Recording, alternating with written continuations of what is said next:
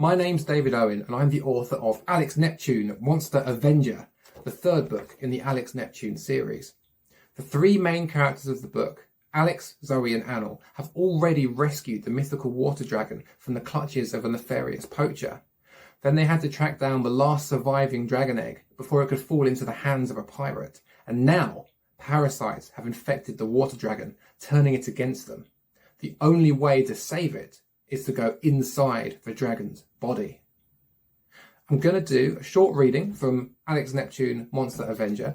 This is just after the three friends have gone inside the dragon's body and they're trying to find some of the rare substance that grows there that will allow them to make the cure for the parasites. Fat silver bodies lingered aimlessly around the reef, lazy tail flicks wafting the fish along. Alex looked closer. Their shape was unusual. Streamlined scales broke into a deep hollow halfway along their backs. Alex frowned. Are those bite marks? Every fish was missing a crescent-shaped chunk from its back. Shreds of skin and scales trailed from the wounds. Zombie fish, whispered Zoe. But what took a bite out of them in the first place? Anil asked. They scanned the water, but saw no sign of anything else moving. No predator alarmed the placid fish. If we see anything suspicious, we come back to high ground, Alex said. The water was cold enough to make them gasp as they stepped off their island, and it lapped around their waists. At least it was considerably less sticky than what they had faced so far. Alex briefly flared his magic to open air bubbles around their mouths. Then they exchanged silent nods and ducked beneath the surface. The lights and colours of the reef were quickly blotted by darkness below their feet, making it impossible to tell the depth of the water. Alex led the way, kicking his feet gently so Zoe and Anil could easily follow his path. The zombie fish were definitely alive.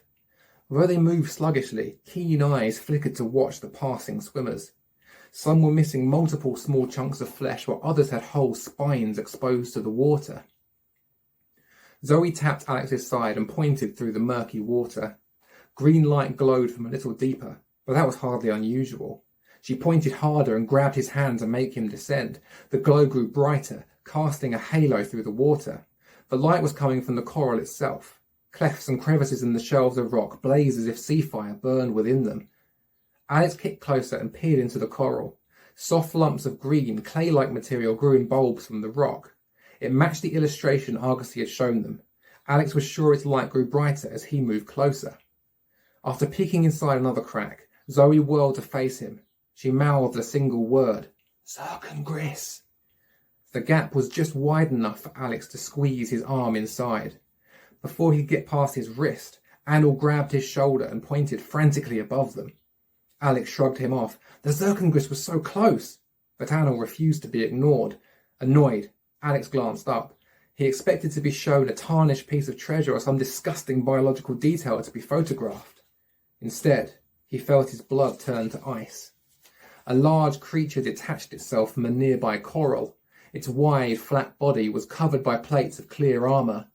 Alex could see straight through it. The 6 thick legs kicked to drive the creature powerfully through the water.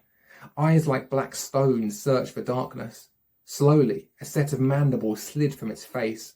Serrated jaws snagged with scales and skin. Alex had seen one of these monsters before.